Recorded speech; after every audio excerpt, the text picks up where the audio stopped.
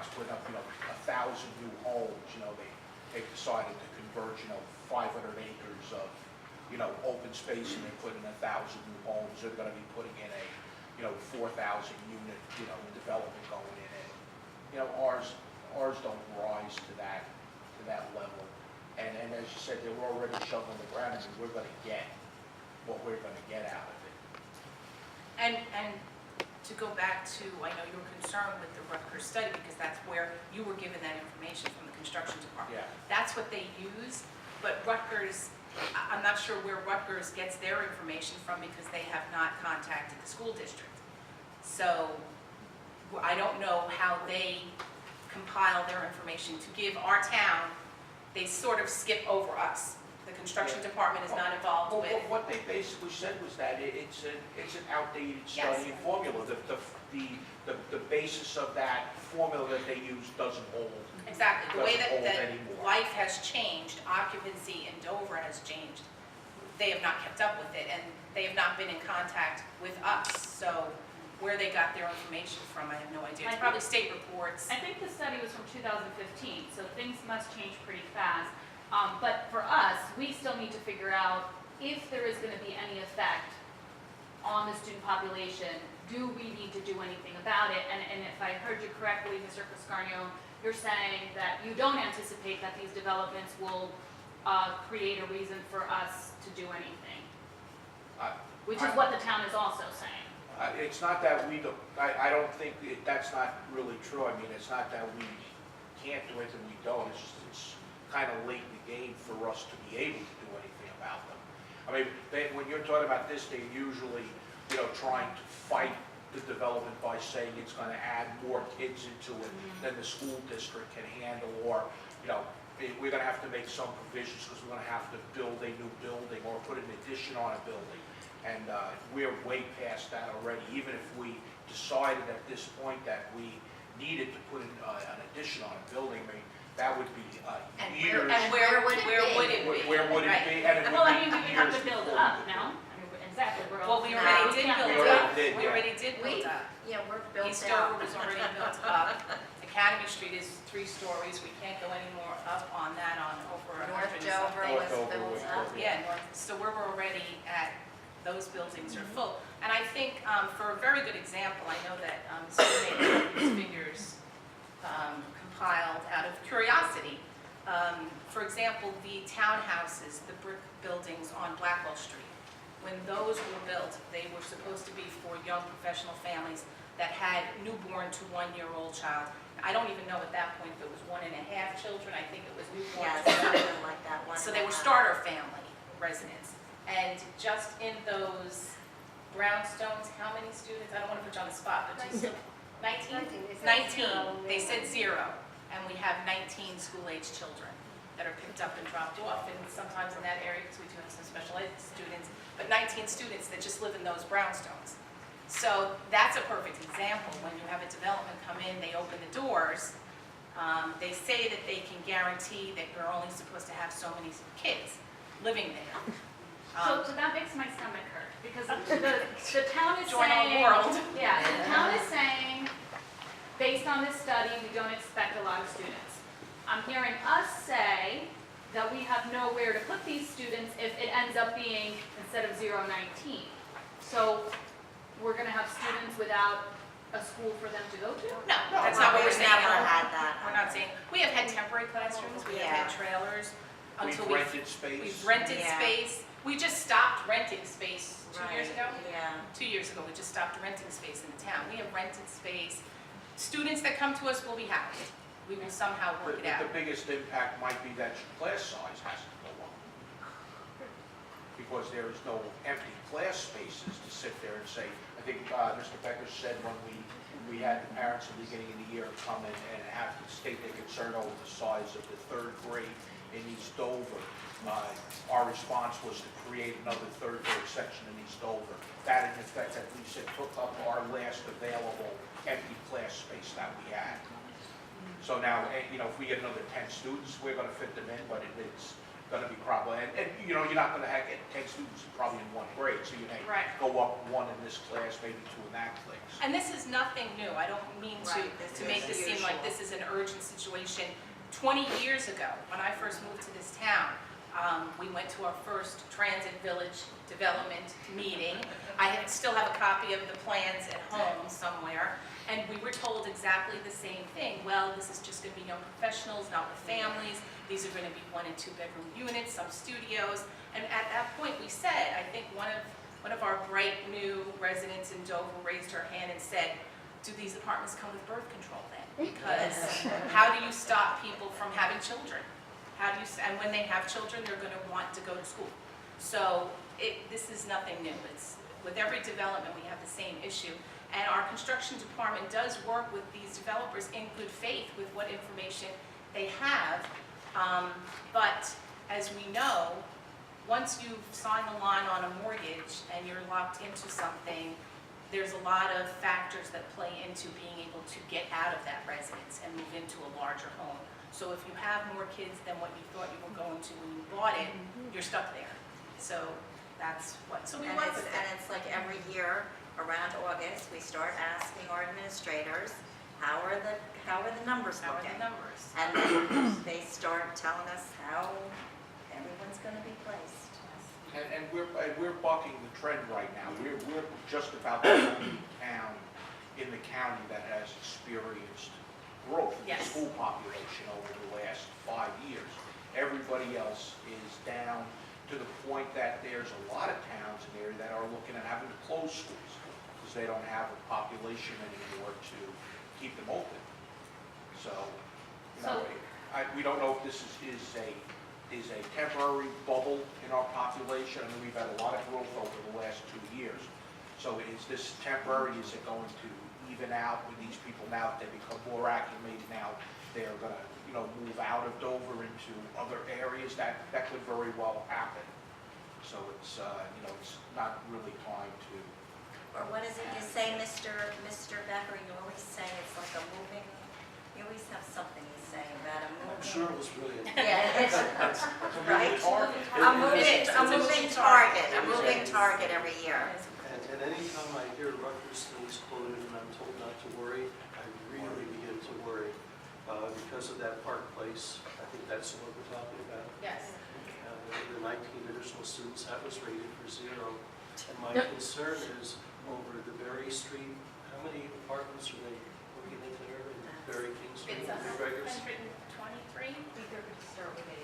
Right, so 80 is the first So I phase. have the facts here exactly according to what I shared with you all. There are 214 dwelling units, small 1- and 2-bedrooms. The occupants are expected by 2019 between the 3 developments, one of which has not been approved yet, but will be, the Veterans Housing Project. According to the Rutgers study and the town, they're saying we can expect between 45 and 49 students by 2020. And if we are now learning that the Rutgers study is not the correct guide, and we have not yet received a new guide, can we absorb double that number, triple that number? Well, and take out of that numbers, I suggest you take out the veterans housing, and how many are they then saying for the balance? Because that veterans is where they're claiming most of the new Yeah, and students. that's 1- and 2- So, and 3-bedroom. If you subtract the veterans from the balance and all those apartments that they're predicting another 200, I'm not really a betting person, but I'd be willing to bet we receive more than the dozen students that they're projecting. So there is a concern. Couple that on top of the fact that since September, if you take your September enrollment, and I'm not talking September to September, but this September to right now, our numbers have increased by 7%. So an additional 226 students have enrolled into Dover during that time period. The cohort survival study that I've always used in the past no longer works because none of it is dependent on our birth rate. Rutgers hasn't been accurate for some time in terms of my own particular situation, how to use it. I think if you look at a transit hub in perhaps Hoboken, you're looking at a whole different dynamic than what they're looking at for King and Berry Streets. And they're trying to use the same projections for it, and I think there's some erroneous data there. But, time will tell. Will either be right or wrong, right? It's a 50-50 chance. So when do we need to worry or act? I'm worried right now. As it's happening, always, every day it's a, And what we do is, see, the problem is, like when you look at your survival studies and your building capacities, you always have flexibility in building capacities in terms of some of the classes, some of the special ed classes, some of the ELL classes, in terms of where do we have the target audience. So like if we have a lot of students who have a home school, we want to keep them at their home school. If the home school is another district, we have some flexibility and mobility there. We also have flexibility in terms of preschool, that we have lost our preschool funding, quite a bit of it this year, not all of it, but quite a bit. So we know that there's going to be a cut there, but that's why we have a very close working relationship with Premier Paso in terms of working with them to provide some of our preschool services. Also, Head Start does provide some opportunities, but if we can work with our community partners and start opening up classrooms there, that might open up classrooms for some of the other grade levels. So we have a flexibility, and what we do is we actually started next year's projections, we started last October. So we've been updating them as we go and trying to see where we stand, because we don't want classes. We don't want to increase our class size. We don't want class sizes over 24 students if we can in the elementary school. Now, granted, it'd be nice if you might go, you have 13 students in a classroom, but that's not something that's viable for our taxpayers or us, our economic base. So we're constantly monitoring it, and it is quite a challenge because we're really a microcosm of federal and national policy. So it probably impacts us so much more than other places, and we just have to be adaptable and figure out different means to meet the needs of our children. So we've been through this. It's a cyclical thing. We've been through it quite a few times, and at this point, I'm not panicked, but I am worried about it. That's why there was even the discussion of different districts and coming or going and everything else. I don't think it's a case where we're out of space, but that space is now becoming at a premium. So if our growth continues at 7% a year, no amount of cohort survival planning is going to anticipate that for you. But we've seen cases where we have a lot of students enter, and then at the end of the year, quite a few students then move out to other areas. So we track it very carefully. I wish I could tell you I don't worry about it. I do. It's something that we watch and something that we've become accustomed to dealing with.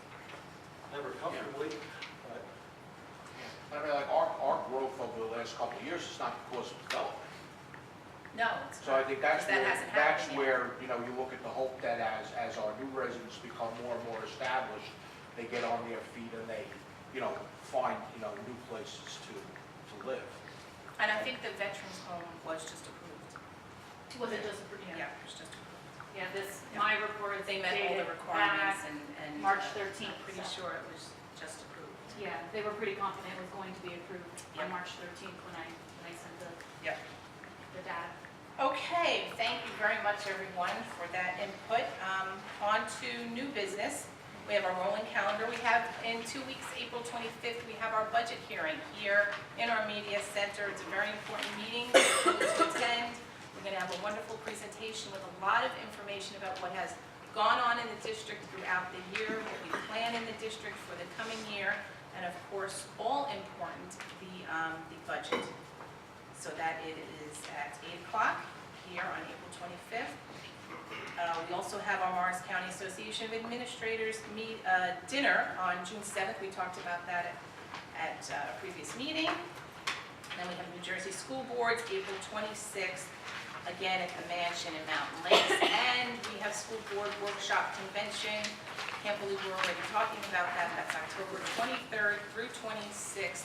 Those of you who want to attend, please let Ms. Jenish know as soon as possible so that we can work out the logistics. And for anyone who needs training, there's also trainings that are available there for your training requirements. Yes, Mr. Sparky? Workshop is longer this year. There's been another day added. It used to run Tuesday, Wednesday, Thursday. It now runs Monday through Thursday. So they've added another day as an opportunity for people to come in That's great. and take advantage of the programs of the training. That'll tighten us up for the cases. Okay, very good. Any questions or comments? I don't know what the topic's going to be on April 26th. No, it's not. It's still unannounced. Yeah, did they say anything else? Yeah, The inside the scoop. April 26th meeting, the last meeting of the year, is usually the good news and sharing Oh, and the awards. and the awards, yes. So all board members that have received either their certified board member, master board member, certified board leader, certified school boards, and also longevity awards will be recognized at that meeting. We also usually have a couple of different schools that bring their students in and give a program of an outstanding program that they run in their district. I don't know Okay. who those are that are coming yet, but Thank it's you for usually a that. real good meeting the last meeting of the year. Yes, thank you, Mr. Scarnio. Okay, any other questions? So, for any of our board members that would like to attend this workshop, which includes the trainings, does the district or who would cover the cost of transportation and lodging? The district, you would have to be approved. We would vote on the cost. You outlay the funds first, your own transportation. Hotel room, Kathy, because normally the board members that go, we have comps for it, so we don't charge the district anything. How do we work those? There's usually approved hotels that board members are allowed to stay at, and per diem rate, it's all covered. I can give you the specifics of that. I know, it's been, Orange juice and- yeah, it's been so long since we've had to.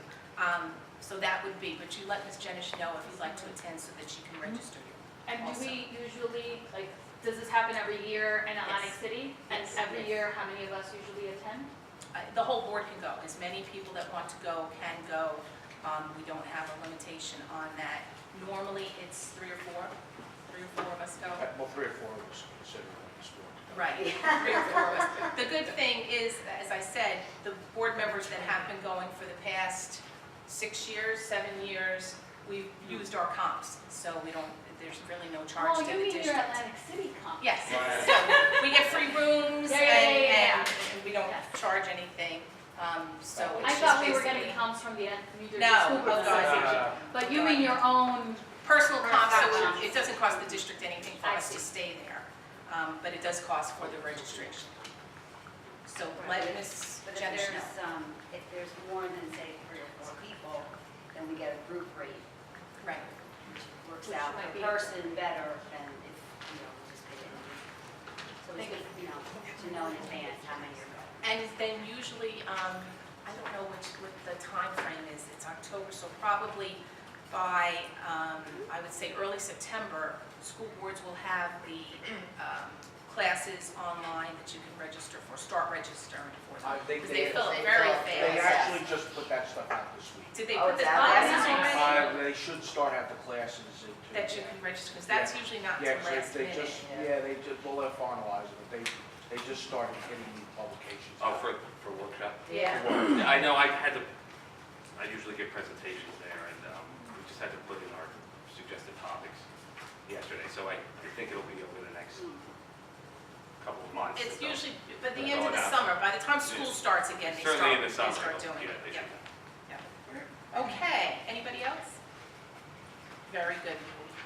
Move on then to the second part of the meeting for the public comment. As I said earlier, this is your portion to speak about anything, not just agenda items. And if you would stand and state your name and your address, you'll have 3 minutes for a grand total of 30 minutes. Whenever you're ready, who would ever like to stand up first? Any comments? Yes, sir. How you doing? Michael Moore. Good evening. I reside in Victory Gardens. I have schooled in the Dover school system. And I'm here to find out, as far as Jefferson goes, I never heard anything else about it. I have a lot of connections as far as community in Dover as well as schools in the system. No one has mentioned anything besides the trip that a few Dover kids went up there. A couple of Jefferson kids came down here, but I heard no resolution. Has anybody been reprimanded? Has anything been done? not to get into too much detail, I want to get to the point. When I had a phone call with Principal Mr. Franks, I brought up some issues that I feel like were kind of brushed under the rug, as far as like retaliation issues going on in the Dover system as far as the basketball school goes. The conversation was, the point I made about my son being retaliated was kind of dismissed. At the end of the conversation, I brought it back up. After we conversated some more, I said, well, I just brought up my son, who's in the school system, being retaliated on by another, by the basketball coach. He said, when did you ask me this? So we went on to have the conversation. I don't think I've ever got my answer. Pretty much I was told why I had the problem. He was telling me why I had the problem. I just don't feel like it was handled when I'm a concerned parent, when I want answers, and the school system that my son goes to cannot provide me answers. To me, that's a problem. Next thing is, there's also been signs of unfairness directed towards certain kids. Now, of course, I'm not in the school system to see what these kids are doing to warrant certain behaviors or certain reprimands that go on. But I noticed. Excuse me, sir. You have about a minute left. Thank you. I know it's the same kids over and over again. That's kind of an issue. Next, the NJSIA said that the whole situation with Dover and Jefferson has been resolved, which pretty much means I think it's being swept under the rug. And when you have racial issues directed towards kids in the school system, they're swept under the rug, being resolved by the whole, transfer of schools. That's not legit. That's not legit. You gotta back your kids up. And if they're being mistreated, you should feel offended as much as they do. And also my emails, I've sent emails, 3 emails this year, 2 of which I've met with Mr. Franks and Athletic Director Bullock. Also, Coach Romano was also CC'd in the messages. Not once has he showed up, and I have questions directed towards him in that meeting that were never addressed because of that. Thank you. Thank you. Thank you for your comments. Anyone else? Yes, sir. Jonathan Munoz, 10 West Cooper Street. I just want to follow up Mr. Moore's question. This is probably my 2nd or 3rd meeting asking the same thing. I've heard we've received 2 different awards, but yet we still have to receive the policy that protects the students in sports. What is the status of that? Every meeting that I come here, I don't receive an answer, nor do I receive an update, nor do any of these parents receive a policy that deals with that particular situation. So it's starting to get tiring a little bit to just come in here as I read your public comment paragraph that says that the board recognizes the value of public comment in educational issues and the importance of allowing members of the public to express themselves. What good is it if we express our concerns as parents and as members of the community if they're just going to be swept under the rug?